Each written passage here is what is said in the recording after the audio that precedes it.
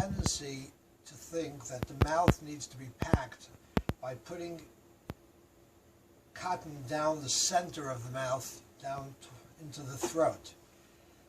That is not the way to pack the mouth. If the mouth is full of blood, I would take Webril, I would cut it approximately a little less than an inch perhaps wide. Take the full length of the doubled over Webril, make a little head at the top of it that makes it a little stronger at the end, pack it into the mouth but alongside the teeth, along the sides as far as it goes into the mouth, and then leave the top so that you can fold it over the center like that. I would do the same thing on the other side. Make a little head to it, pack it down the other side of the mouth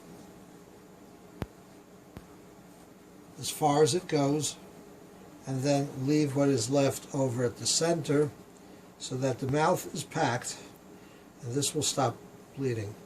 There's no Mansell's used directly on the cotton that goes into the mouth.